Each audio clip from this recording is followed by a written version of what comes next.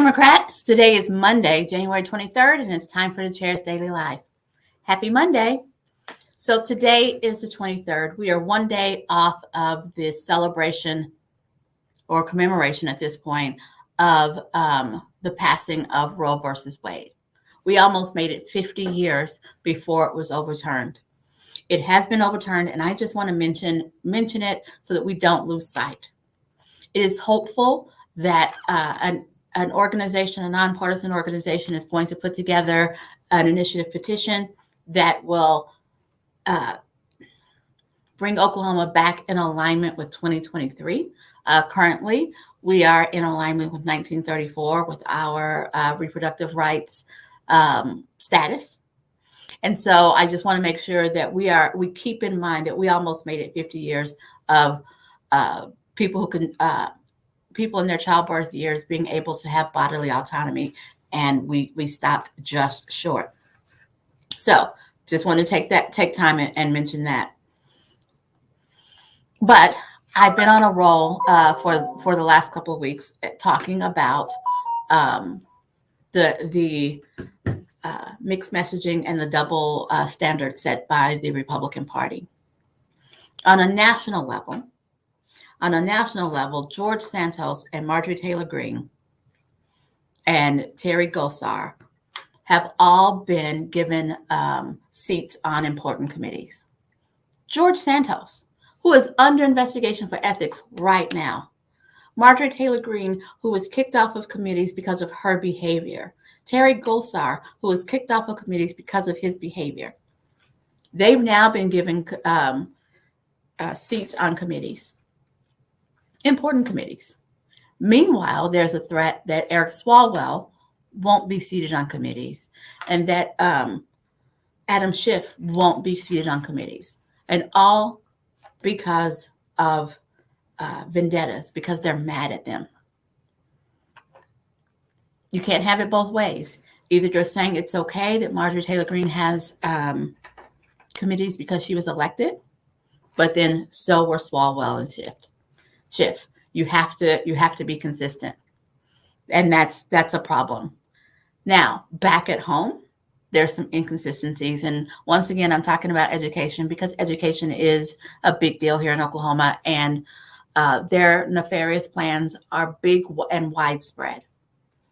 So, the superintendent of public instruction, whose name I won't say because it just annoys me to say his name, has made a big deal out of going around talking about he wants our education system to be anti-woke. As they say in The Princess Bride, I don't think that means what you think it means. He wants our education system to be anti-woke, and he wants to protect our kids from indoctrination. That's his stated goals. Now, Senators Stitt and Daniels and Jett have fallen in line with this whole anti-indoctrination words, but their actions and bills say something different. So currently, there are not private schools or charter schools in every county in Oklahoma, but we are running down the path towards vouchers. Giving somebody a voucher to nowhere is tantamount to not giving them a voucher. So there's that. And so what happens with the vouchers, without any hyperbole, without any partisanship, what happens with vouchers, what they are proposing, because we already have school choice. If you have a school-aged child and you get them to this other school and they can get accepted, you can send your kids whatever school you want to send them to. It doesn't have to be in district.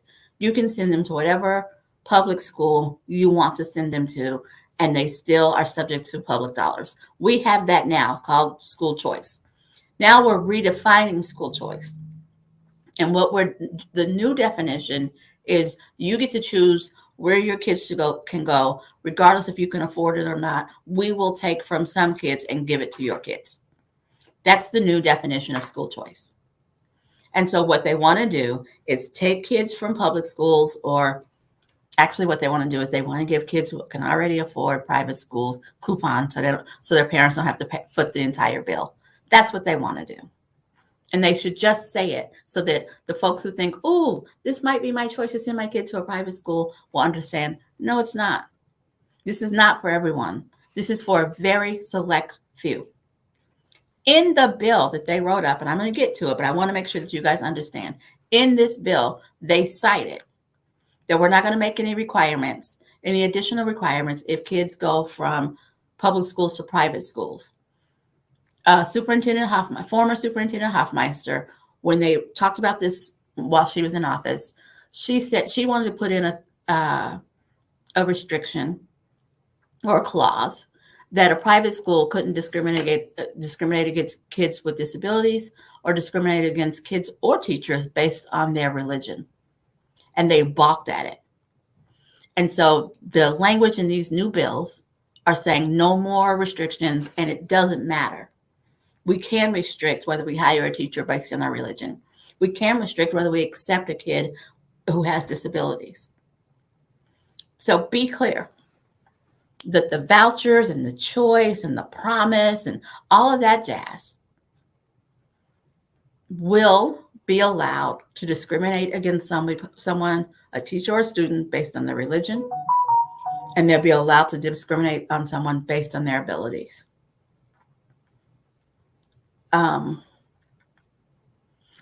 It seems like it's 2023, and we're fighting to be able to discriminate.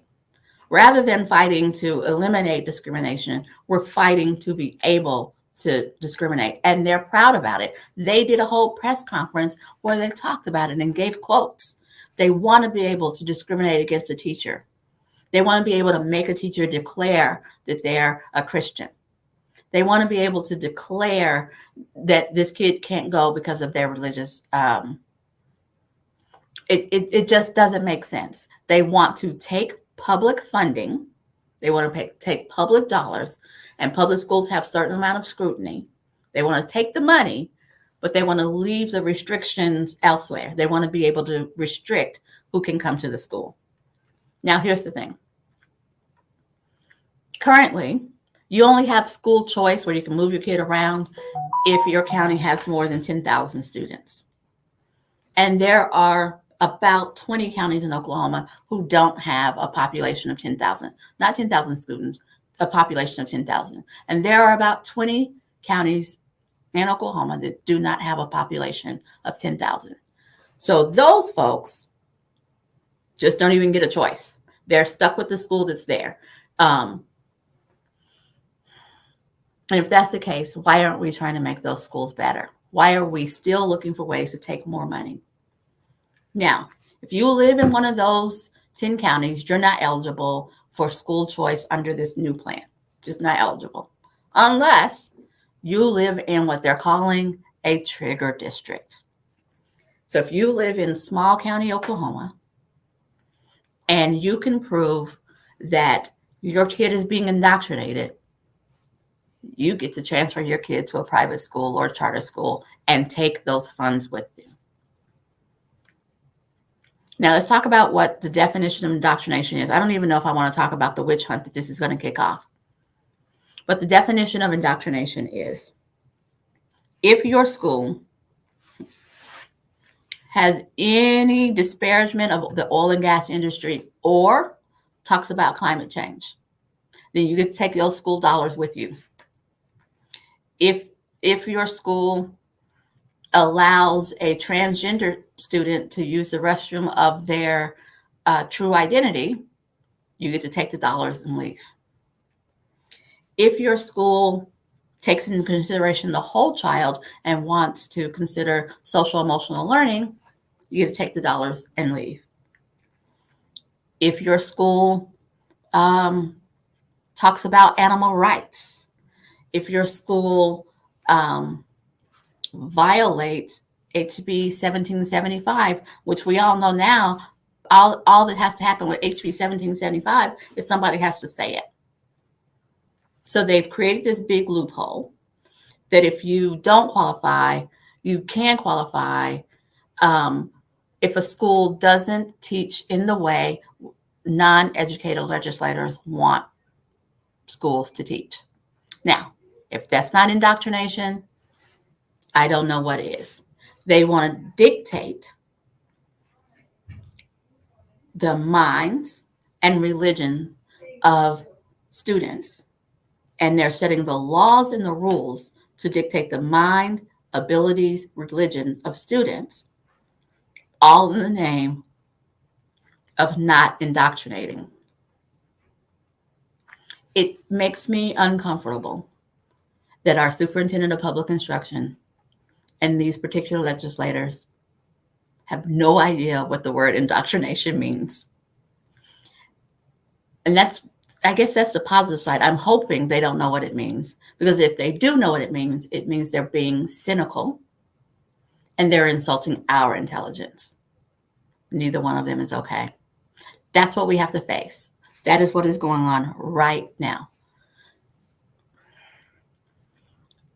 If someone in your school district talks about solar panels and wind energy,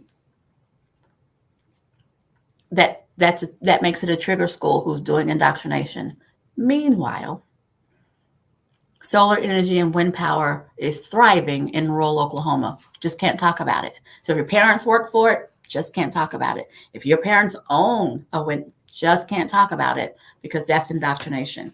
It's a little scary, a little crazy. We've got to work to make sure that everybody knows this and make sure that we can elect folks who are reasonable and know the definition of indoctrination.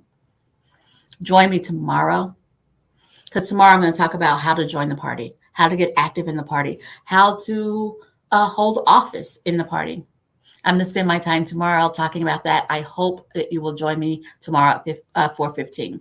But if you still want some more Democratic programming tonight, you can join Scott on the Hamilton Report, where he'll be joined by Arnold Hamilton of the Oklahoma Observer.